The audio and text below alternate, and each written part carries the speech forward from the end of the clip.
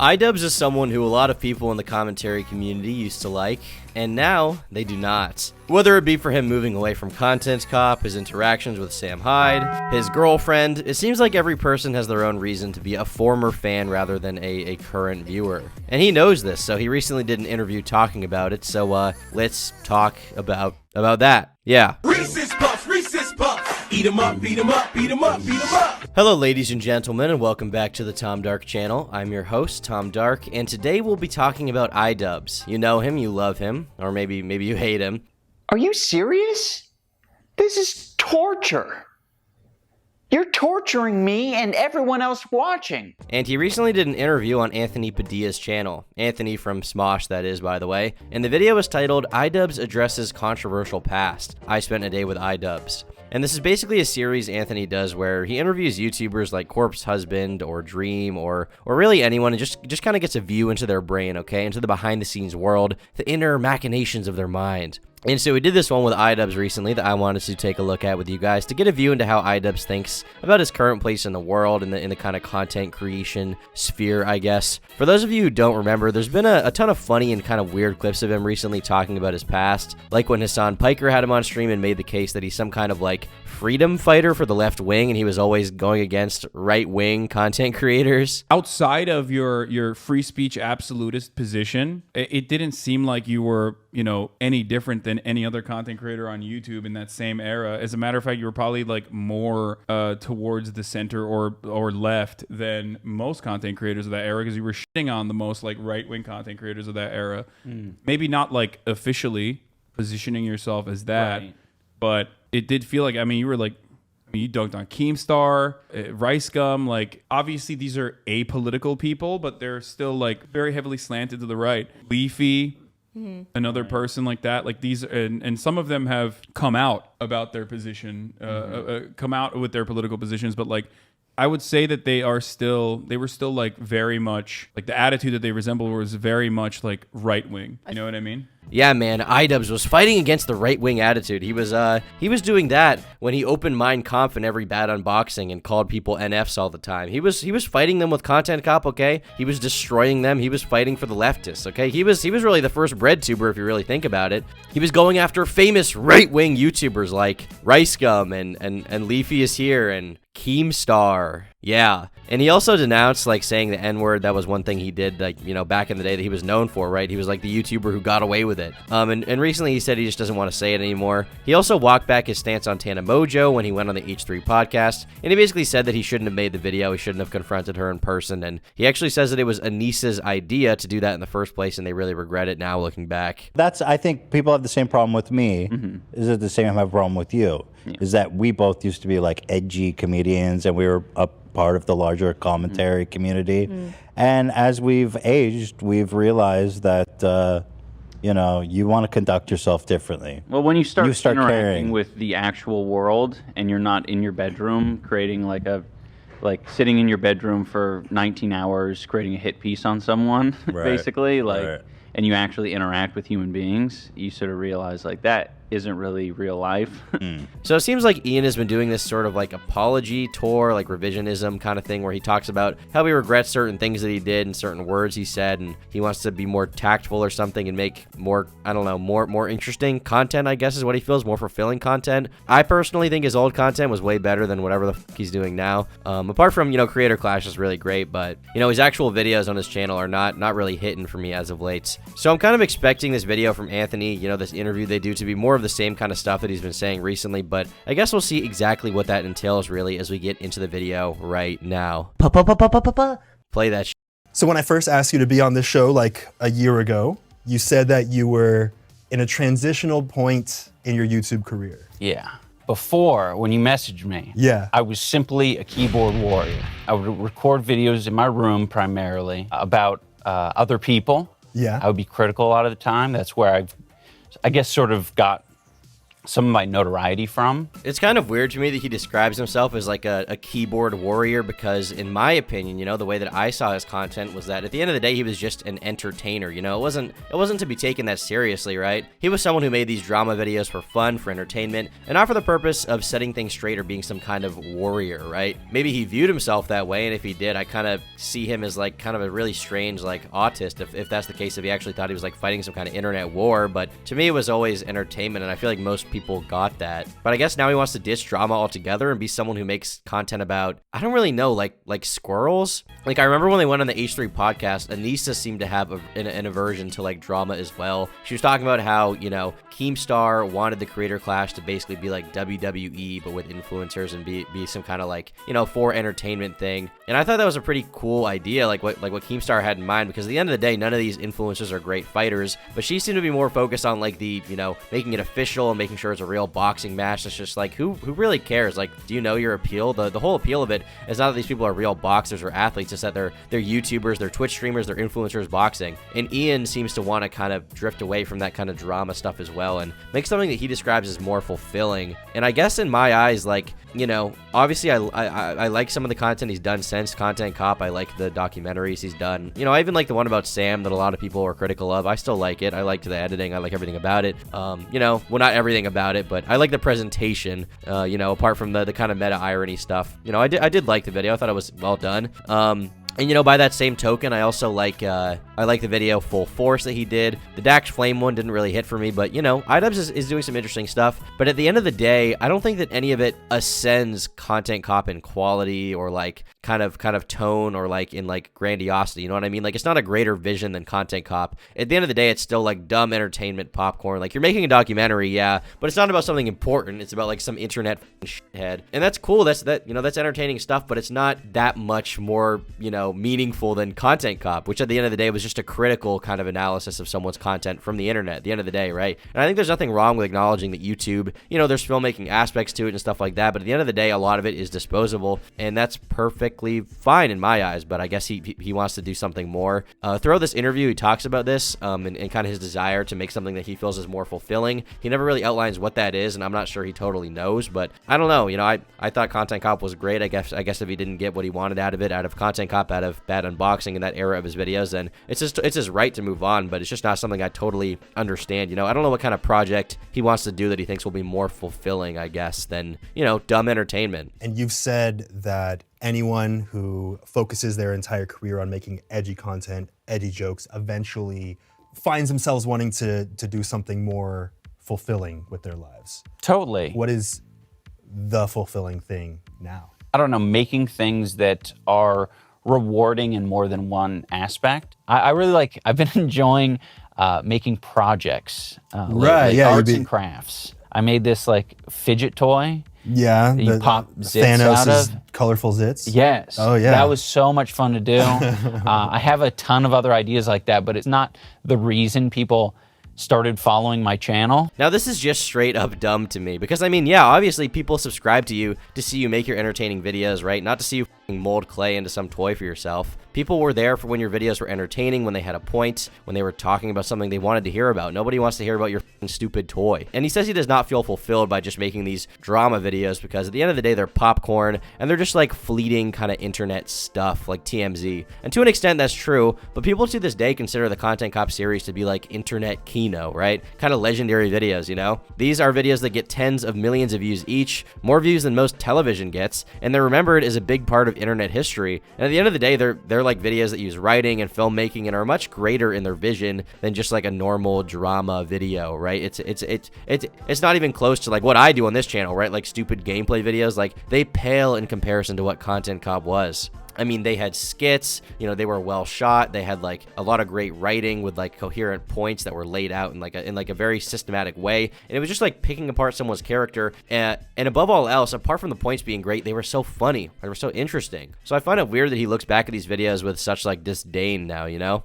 Now, in this next part of the video, Anthony asks him if there's anyone he would like to apologize to. Have you felt the need to apologize to anyone that you talk to in your videos? There have been some moments where it was made very real to me that I am making a an impact in the world, and it's not always positive. After the Fine Brothers situation with them making React something, I sort of jumped on the bandwagon, and I regret doing it because I didn't really have much to contribute to the conversation. I don't know, it was in pretty bad taste. It was just like, I was saying either the same shit that anyone else was saying or just generally making fun of them. I'm sure it was entertaining for, some people, so mission accomplished on that front. But when I go to VidCon and the Fine Bros are there, it's kind of like, yeah, hey man, no hard feelings, right? It's shitty. Well, as far as I know, the Fine Bros were attempting to trademark the word React so that they basically owned the format, and then other people who wanted to make React videos would be forced to interact with like their company in order to make videos reacting to stuff. I think your call out was pretty much justified at the time, as far as I can tell. I mean, I don't really see the issue. And I mean, honestly, yeah, the thing is, when you make a video calling out someone, right, like assuming they're not a total piece of shit, when you meet them in person, I would expect them to not be super upset to your face, right? Because, it's just this like internet game we play. It's all kind of shit talk. If that person is like a legitimately horrible person, like a file or like a murderer, first of all, you shouldn't be meeting them in person. Second of all, obviously they're going to be unhinged if you do meet them IRL. But the Fine Bros, just like, they did something dumb online. People made fun of them for it. I feel like it's not that big of a deal to walk up to them in person and be like, hey, what's up? No hard feelings, right? Like, that's kind of in the past. I know you guys, didn't really mean that stuff. It's not a big deal. I've had interactions with people that I've been critical of, online, in person, and it was totally fine, totally friendly, amicable, like nothing weird happened. In this internet game, we kind of wear our heart on our sleeve, and sometimes we get owned for that. We do things that people think are stupid, and that's okay, Sometimes you get burned a little bit, but I don't know what the whole, like, contention is here. Like, did he hurt people's feelings or something? Like, did he not realize, like, when he was making, like, videos shitting on people and, like, calling them every name under the sun, that their feelings might get a little hurt? Like, he never considered that at, like, 25 years old when he was making them? Once again, I just find this confusing. I don't really know what the contention is here. Maybe I need more elaboration, but yeah, I'm not really getting it, bro. Yeah, it makes a difference to be very vulnerable with people, and I think that's kind of like what maybe a lot of like commentary channels, that's certainly something that I was like, having a hard time with, like being vulnerable. Even this like interview is like very, it's still difficult for me to do because I'm like, I don't want to talk about my life, my personal life. That's less to do with, I would say it's just more of like a content strategy or like being online strategy. I mean, the thing about this is, you can be vulnerable as a commentary channel, right? Like, I'm someone who's a commentator, right? I'm a commentary YouTuber. And I present my opinions about things and my life to the world openly. And sometimes for those opinions that you present publicly, you get in for revealing details about your life. You get some criticism, you get made fun of a little bit, but it's not a big deal, and you shouldn't live in fear of that, right? Because at the end of the day, no matter who you are, there's going to be someone who doesn't approve of you, who doesn't like you. You can be the most like generic, normie, kind of easy to palate person possible, and there's going to be people who can't relate to you that don't like you simply because they don't understand the position you're in, and that's perfectly okay. I mean, that's just part of life, If if a picture of you is shown to 100 people, 30 to 40 of them are bound to probably not like the way you look. Like, that's just how things are, right? But the thing is, Ian kind of accumulated this audience of people who did not like OnlyFans girls, and it wasn't his whole audience, but because his audience was so large, a certain percent of them inherently, like, they just got pissed when they found out he had an OnlyFans girlfriend. So when his girlfriend revealed that she was making an OnlyFans, a bunch of them made fun of him, right? They thought he was kind of like a lolcow, right? They were like, oh, well, how the mighty have fallen, right? Because that's something that they would make fun of someone for in the past, and now here he was, having a girlfriend who's selling naked pictures of herself online. And I think the thing that could have saved him a lot of trouble in that situation is if he had maybe just not made his response video in the first place, right? He could have just let it be a dumb meme, because at the end of the day, what can you really do to tell these people that they're wrong? It's just their personal preference on your lifestyle, right? If they don't agree with you, like, having an OnlyFans girlfriend, like, there's not much you can say to them that will convince them to, like, oh, actually, he was right the whole time. But instead, he made this video where he kind of got angry at his fans, and a lot of them perceived his tone as, like, insecurity and being butthurt, basically. And, speaking of his fans, in the next part of this interview, he actually talks about them directly and says that he did not like the IRL interactions he had with his fan base, and that became kind of a wake-up call for him to change his content around and become a different kind of YouTuber, right? Make some different kind of videos and kind of ditch his edgy humor, right? Another thing that ended up kind of guiding the path a little bit, I did not like the interactions that I had with fans. There were quite a few human beings that I interacted with. In person? Yeah, in person, that just sucked. They just sucked because I attracted a lot of people who sucked. Some people were, as I described earlier, were very much like antisocial, weird basement dwellers. And, you know, the one time a month that they come out of their cave is going to restock on supplies at Walmart, and they run into me, their favorite YouTuber. Which is kind of the lifestyle you were living at the time. Yeah, exactly.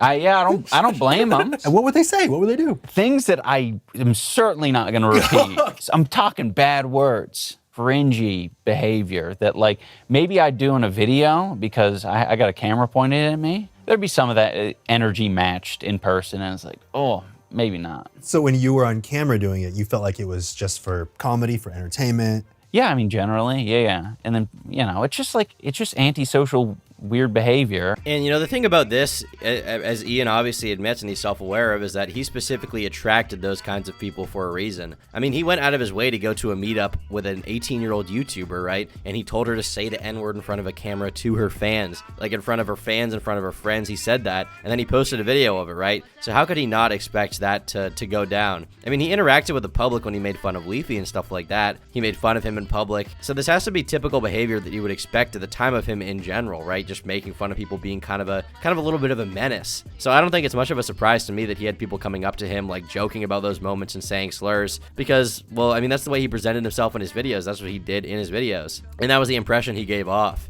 Every time he was on camera, he was saying this word or saying that word, literally every single video for like tens of videos in a row, 100 plus videos. He was dropping the N-bomb, and I'm not trying to shit him for that, because obviously, you know, I have no room to talk. But at the same time, it's like that's just kind of what the norm was for his channel at the time. So how can you expect his fans to see it any differently, right? I guess he's just upset that he was like being called slurs in Walmart or something, right? As he's trying to check out, get his fucking pierogies, right? He's trying to get his Wonder Bread. He's trying to get out of there. Someone's like, yo, what's up, my N-word? Well, how about next time you get a board that can handle the Neutron style? Later, But, like, you know, what do you really expect? Once again, like, that's just kind of the game that you played. Some people think that you getting married is what actually entirely changed you. No, I mean, I got married to Anissa, I want to say, 5 years into our relationship. Anissa helped me with, like, a lot of the videos that I think the fans have appreciated the most. Content cop? Yeah, a lot of content cops, a lot of other random videos that I am still very proud of. Because I don't often talk about my personal life, I've sort of, like, disincluded Anissa in, I guess, a lot of the interviews and content that I've talked about over the years. And to be honest, that's something that I definitely regret, because she's the complete opposite. She's like open book. She'll stream and she'll talk about her entire day. I think a lot of people get angry or frustrated, or they doubt her because they haven't heard it from me. But, you know, everything, like, she's my partner. You know, everything that she says, like, you know, for the most part, I'm down with. I think the issue many have with Ian and Anissa at this point is that they feel like she came along and sort of changed him, right? They feel like he was this cool, funny, edgy dude, and she comes along, and all of a sudden he's a soy boy, he's a cuck, you know, whatever terms you want to use. I mean, these are the common ones that I see. And on one hand, I don't really like to go out of my way and say that I agree with those people, because, you know, Ian is an adult, he's his own person. Whatever decisions he makes are ultimately his, and I don't think you should blame her for how he acts, you know? But at the same time, I do feel as though when I see interview appearances of them together, she's the one kind of taking the reins there and explaining everything for him. And in the relationship, perhaps she's the one who sort of wears the pants, so to speak. And so a lot of people perceive that as weakness from Idubbbz, right? A lot of Sam Hyde fans are basically critical of him, not only because of the OnlyFans stuff, not only because of his intentions with the documentary he did on Sam, and how it seemed like he was kind of going there to punk him and expose him, but also the way that, you know, she explains things on stream, and she's always seemingly the one at the forefront, right? They perceive that as weakness from him. He seems like a beta male, so to speak, you know? I can give you insight on the Sam Hyde doc, yeah. We've got quite a few people that they were my dream picks. Who's your dream pick? Well, none of your business, Sam. If they decide to cancel, me and Sam will definitely do it. Cool. That's great. That's insane. Like, is there something that you did to help you eat? Like, what did you do to put on the pounds? I don't know, just weightlifting with Anissa and eating a lot. I have a kinesiology background, nutrition background, so I'm able to kind of like help. She was guiding me the whole time, tell me what to eat, when to eat. And you know, whether or not Idubbbz is a changed person because of Anissa or not, I think that his old audience has left feeling like he changed into someone that they just don't care to watch anymore, and that's very apparent by comment sections on videos where people just kind of rail on him. But at the same time, a more mainstream audience seems to think that he's changed for the better. You know, they think that the old Idubbbz is who they used to be, and they feel that they've changed with him. And this is a sentiment that I've seen a lot for these older, edgy content creators, right? Whether they change or not, the audience feels like, oh, I'm not the same person I was in 2016. I don't say that bad word on Discord anymore, you know? I remember being influenced by the more dark and edgy content back in those days and having to unlearn it as well. Honestly, so proud to see how Ian has grown from this. A lot of people made fun of him for changing, but I think it's a good thing he's healing from his past. And I guess this is just kind of an attitude that I think is kind of dumb, because at the end of the day, everything he was doing back then was just comedy. It was making jokes, you know, there was nothing serious about it. He was making entertainment. So I do not see the importance of unlearning edgy content, because really it's not like he was spreading hate or something, right? He was just making videos, he was just being entertaining. There's this sort of guilt that I see a lot of people these days seem to feel over 2016, because, you know, back then everyone on the internet was edgy, and then from there's two paths. On one hand, some people pretend they were never edgy back then, and like they constantly criticize others for it. And on the other hand, some of them say they changed and became a better person. And I think changing and personal development is good. I've certainly changed and become a different person since I was in 2016. I mean, I was, you know, 14 years old back then. But I think at the end of the day, you can still make funny jokes. You can be edgy, quote unquote, right? I'm so sick of using this word, but you know, you guys know exactly what that entails when I say that word. And you know, you can make jokes and still be a kind, caring, empathetic, great person. One joke does not need to be your entire personality. You know, people are more than one line that comes out of their mouth. I see a lot of these types of people, not this commenter specifically, but they say like, oh, well, I changed. I don't buy into that kind of edgy humor anymore. I want to conduct myself a little differently, in the words of Ethan Klein. We both used to be like edgy comedians, and we were a part of the larger commentary community. And as we've aged, we've realized that you know, you want to conduct yourself differently. But these same people will make like racist jokes about white people or Christians, or laugh about the Queen of England dying, while denouncing jokes in other areas. And I'm not Christian. You can make fun of Christians all you want. I have no stake in that game. I don't have any attachment to being white either, so you know, that doesn't offend me either. Making fun of the Queen's death, frankly, is funny. It can be funny. There are a lot of funny jokes to be made. Ding dong, the wicked bitch is dead, you know, that's a funny meme. But at the same time, like, these people will shame others for making similar jokes about other topics that they think are personally off limits, because they're not societally acceptable to joke about right now. And in the words of Idubbbz, okay, in the words of the great philosopher, okay, the great kenosopher of slurring, Idubbbz himself, either all of it is okay or none of it is okay. I don't think you can joke about some sensitive subjects, but then shame others for doing the same about other sensitive subjects that you personally feel are off limits, right? Because at the end of the day, everything is sensitive to someone, right? Everyone is sensitive about something, but you kind of have a responsibility to yourself, if you want to make edgy jokes, to not go out and chastise other people for making similar jokes just because they joke about something that you find personally offensive. It's not cool, bro. And ultimately, this usually comes to bite you in the ass, you know, especially in a public setting with people like Ethan and Ian, with their former fans not being in favor of their current attitude. So yeah, that's kind of my thoughts on the Idubbbz interview. You know, I honestly don't dislike him nearly as much as I dislike Ethan these days. He's not that much of a train wreck. He just seems like he's going through a weird transitionary time in his life, and honestly, his current content's not really for me, but you know, Creator Clash was a big hit, and I wish him success in the future. I hope he figures out whatever direction he's trying to go in. Yeah, that's probably gonna wrap up today's video. If you guys enjoyed it, be sure to leave a like. If you disliked it, then leave a big dislike, and drop a comment down below letting me know how you guys felt about all of this, about this Idubbbz interview. It's pretty long, and obviously I didn't want to just content snipe the entire thing, but if you guys want to go take a look at it, then you can let me know what you think in the comment section below, and I will see you all in the next video on the Tom Dark channel real soon. Bye.